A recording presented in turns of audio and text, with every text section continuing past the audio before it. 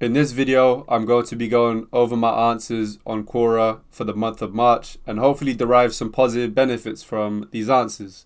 Now, the first question we're going to be talking about is finding an effective balance between work and your personal life. The answer I give is to plan ahead. Schedule your time ahead, whether it's the next day, the next week, the next month. Having that plan gives you structure and gives you a foresight on things that you want to do and things that you need to do. And also it helps you be prepared for things that may come out of your control, because I found that when I don't structure my month or my week, even in the slightest way, like in the minimal way, I find it to be very chaotic and I become very sporadic, and things that come up that are out of my control distract me a lot and take me away from my actual responsibilities. And I find that when I actually plan ahead, it helps a lot with finding that structure and finding something to come back to when I start getting confused and it gets really chaotic. So the next one is, I've done all I could. What is next for me? So someone feels that they have done quite a lot and they're almost at a limit, or they're at a point of completion. What I told them in this instance is to take a break.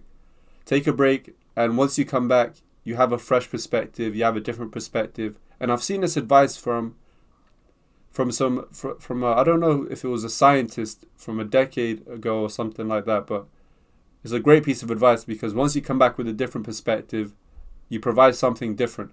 And that's arguably one of the best things. Also, a key thing is that, well, for you, is all of my answers I'm going to show here. I'm not going to read every one of them, but if you ever see an answer here that you're interested in, make sure you can just stop the video, write it down, read it.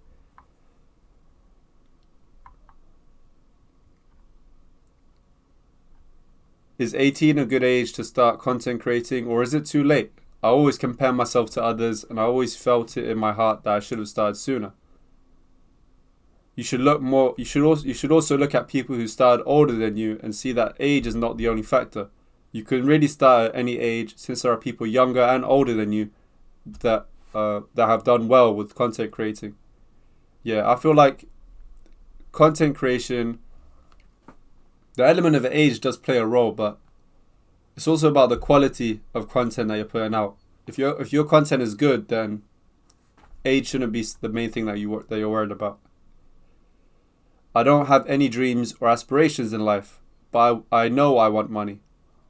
Will my life feel meaningless? Am I cooked? I'm still motivated, but I'm only motivated for money. Think about why money motivates you. Almost all cases, it is to buy something. Then think about why you want to buy that and cascade that why. Break that why down. Make it a long chain of whys. Why questions until you find the answers that you are happy with. So in many cases, money is not your end goal. It's not the thing that really is the reason that you're trying to get money. There's something behind it in a lot of cases. And an analogy I'll give you is the one of an onion or an orange. But let's use an onion for this example. If you peel the layers back, you start to notice that the onion has more layers than you thought. You thought the onion was just one outer shell, but you start to peel the layers back, you realize that there's 10 layers in this one onion. In that same way, when you start to peel your layers back in understanding your motivations and your passions, the why is you peeling back the layer, figuring out how many layers you have. What's the root cause to your desire for money, or your desire for being in shape, or your desire for doing certain things? Not to really put you into the problem of overthinking things, of thinking about things too much, but finding a root cause for why you want something can help you understand yourself more and understand why you're so motivated for one thing. And it will definitely help you in terms of understanding future motivations and how to press forward. What are reasons for avoiding difficult truths about ourselves, even though they can lead to personal growth and improvement? Because of resistance. Steven Pressfield explains resistance in his book the raw of art very well. Resistance can be in the form of fear, doubt, anxiety, perfectionism, procrastination, and much more. It takes courage to face your resistance, and in this case, take a look at yourself and be honest with yourself. Resistance is the main cause for denying truths and avoiding them, of course.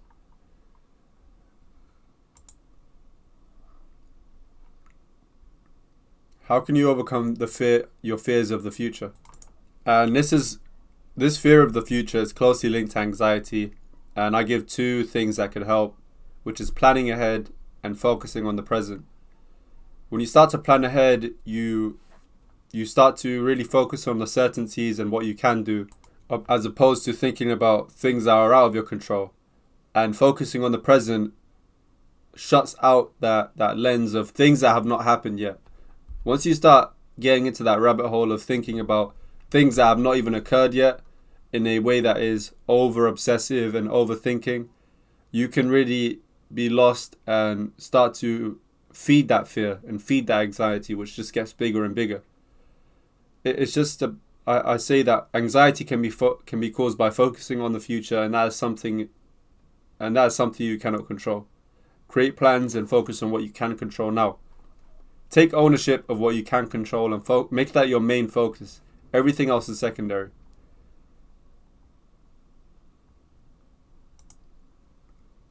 How to be more productive with your work. Invest more time into the quality of your work and enhance your environment to better your work.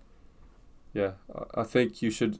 Also, you can find ways to minimize the time you spend on work to get you started, because a lot of people, they struggle to start. They find it hard to start because they think something is too much of a time investment. It's important to find a way to get you started at least. So take the time down on a task to 1 minute just so you can get started on it. This can help with your productivity. How do you gain focus and productivity and improve your life generally? Knowledge and application are two answers, are the simple answers. If you make it a routine and a priority to complete your goals and you have a good knowledge base, and this is like a platitude, I would say, because it's a very simplistic answer, but there's many times I've read answers that are simplistic and they've been the thing that I needed the most. So go back to the basics. Start with the simple things that you wouldn't think much of, and they will be the things that help you more than you believe. How does the brain work when we overthink? I would imagine it would be like a zoomed in picture of a blade of grass. And as your thoughts can grow in your mind, that zoomed in picture starts to zoom out, and the more grass becomes visible. Thoughts compound on thoughts. The more you think, the more will add on. How do you stay motivated and succeed in life? Define your purpose and stick to your values as you grow in knowledge. So define your purpose, have some integrity, and stick to your values.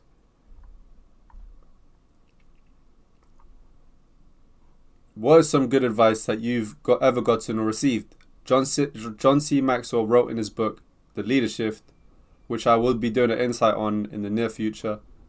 The goal in life is not to live on forever, but to create something that does. That is the idea of legacy, and creating an idea that is beyond yourself, something that can live on forever. Well, will live on after you die at least, and that's something that is inspiring.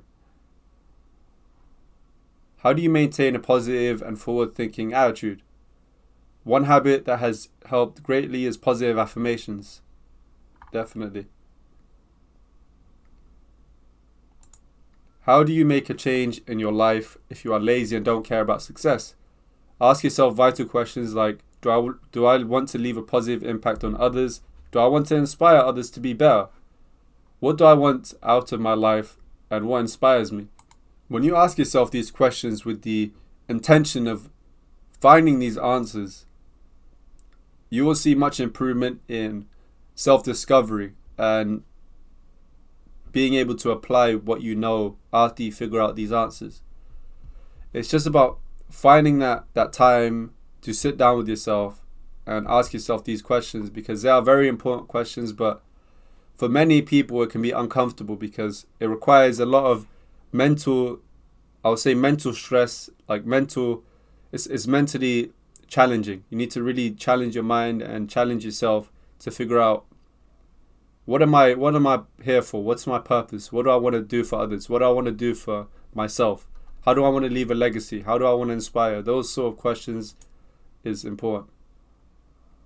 How has your life improved over the years? I've practiced Islam more, I've read more, I've exercised more, I've personally developed more.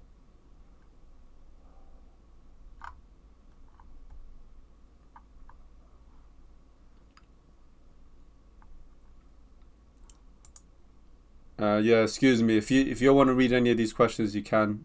Feel free. How does decision making impact our personal growth? Being decisive is one thing I aim for, and it helps you practice confidence and certainty in yourself. When you are intentional about making your own decisions, you can start to lead your own life with conviction.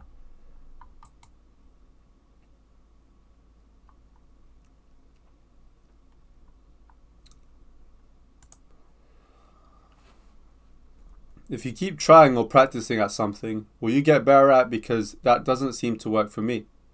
Yes, and it may be beyond a point where you think you might progress. All it takes is a few variables to change your outcome, so focus on the process and what you can control. It's very important to focus on what's within your control, because when you start to focus on what's out of your control, you start to take your focus to things that are out of your grasp, and that's what causes stress. It causes anxiety, it causes fear, it causes doubt, it causes things that are negative. It really, because it's like trying to grab something at the top shelf and you can't reach it. So you just start thinking about so many negative things, like why can't I reach it? Why can't I do this? Why can't I do that?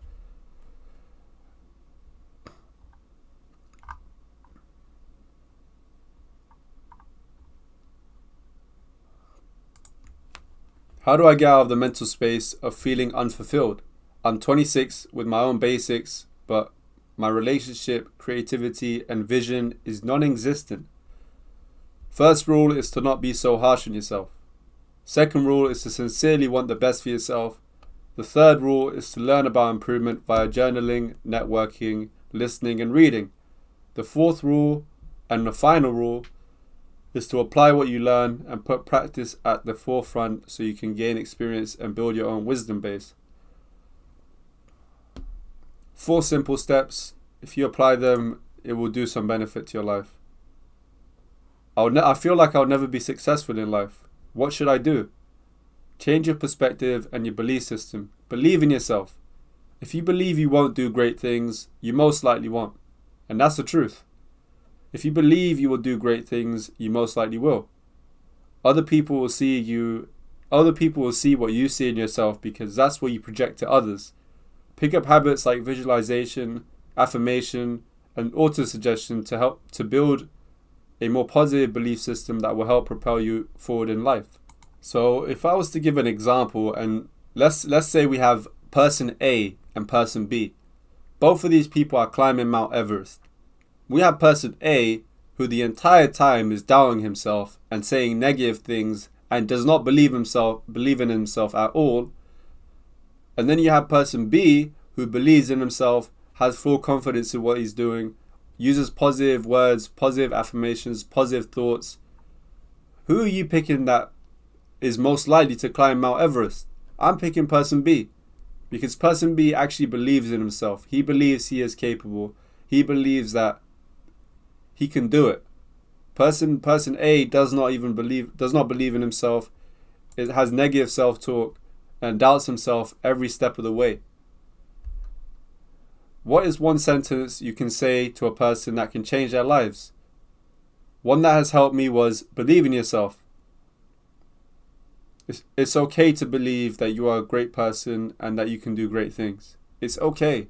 You can believe in yourself. It's not, because before, when I was younger, I did have the impression that believing in yourself is a form of ego and arrogance and pride and those sort of things. But there is a difference between being egotistical, narcissistic, and self-loathing and self-driven and being someone who believes in yourself.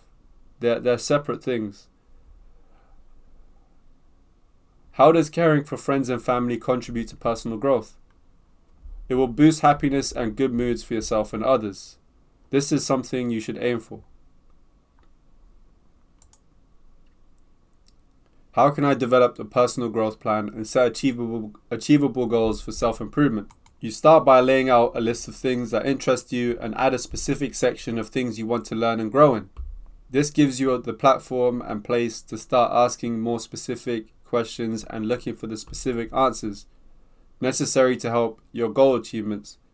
So create a list of things you want to achieve, and this helps you with creating a plan to follow that and actually figuring out what steps you need to take.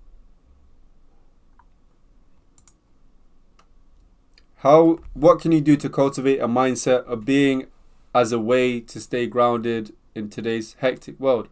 Make 2 lists: what you can do or what you can control and what you cannot control. Many of the hectic things come from things that are out of our control, so try your best to differentiate the two. This will also help you with allotting tasks for yourself so that you can increase your accomplishments and promote growth in your environment. So creating this list just gives you the knowledge base, and it's written down. Once you write it down, you have something written there. The next step is to figure out how you can actually apply this list. That's the key. How can I change my life in every aspect in 3 months? Create SMART goals and develop a weekly structure that gives you a foundation to work hard and build on weekly. Be forgiving and accepting of your mistakes that you will make, and make an agreement with yourself right now before you start, and then take actionable steps to accomplish your goals in whatever facets you decide to do great things within. So you see that I've told this person that you will make mistakes. This is to help prevent perfectionism thoughts and thoughts of analyzing everything, trying to make things perfect before starting. Start your journey. The failure in your journeys is a part of the journey, and the whole thing as a whole will be great as long as you stay committed and you see it through. So make sure you don't allow perfectionism to stand in the way of the many great things you can do. I am very sad today. How can I start today? Say good things about yourself when you feel sad. This will reverse engineer your mind on how you will react when you feel negative emotions, and with the continuous practice, it will become a habit. And this piece of advice is very easy to give to someone else, as opposed to me giving it to myself, like taking this piece of advice and actually applying it in my own life. Because at times I do feel sad and I don't apply this advice, I completely forget about it because my mind is not 100%. But it's important to remember these pieces of advice, and remember it especially when you're not 100%. And that's something I'm going to try to remember continuously, that you remember these things at the time, but when you need them, these pieces of advice of saying positive affirmations at times where you're sad is effective. It's worked for me, so it's something that I need to make sure I continue applying. And that goes for anything I really give in terms of advice. I should be one of the first to practice these pieces of advice. What are some effective strategies for breaking unhealthy habits? Yeah, James Clear in his book Atomic Habits. Make sure you check out my book Insight for Atomic Habits by James Clear. He talks about the habit loop. He mentions how to break habits, how to create good ones, and it's just a great book.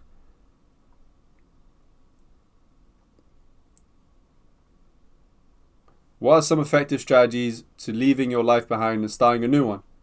Start by taking small steps towards building something desirable for yourself. A 180 flip will be harder to sustain because of the immense amounts of changes, both in quantity and size, so the counter would be to focus on one part at a time and make it a priority to take slow steps towards your growth and change.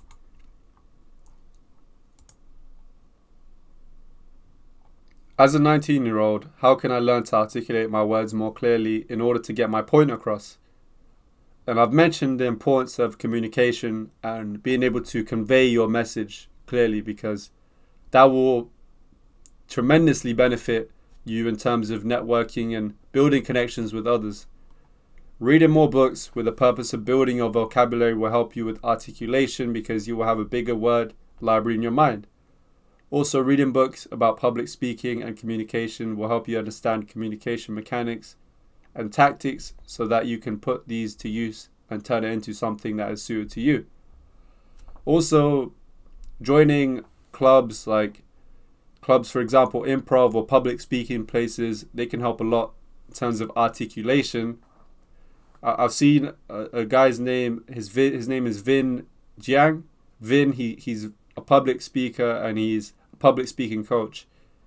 He talks about articulating your words in a very great way. He gives a lot of advice on that topic. I am 23 years old and feel like a failure who wasted many years. What can I do to quickly get myself back on track? I am 22 and go through phases too. And for both of us, it's important to remember that we are still young, and if we are blessed to live until 90, we have a lot more time to make positive improvements than years we have already been alive. Use your time positively by helping yourself grow and helping others too, so you can have the mental strength to create good changes in your life. This is just me giving this person a positive outlook, a thing to look forward to, and a reason to continue going. Look, you have a lot more time to live if you are blessed with it. You have the chance to make a positive footprint. You have a lot more time to do that than the time you've had to live. Look at the positive side of things, and that helps you keep going.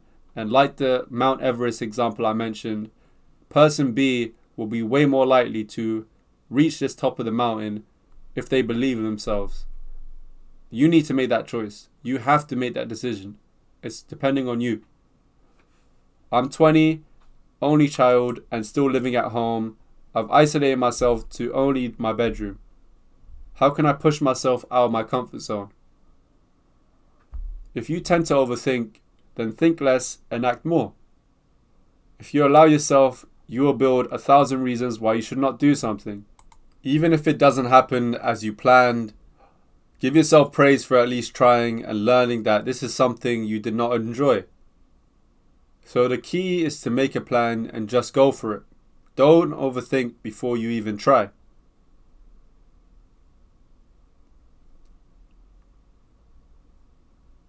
What did you do to turn your life around? Start to ask more questions, the right questions that will benefit my life and the life of others, and genuinely wanting change for the better.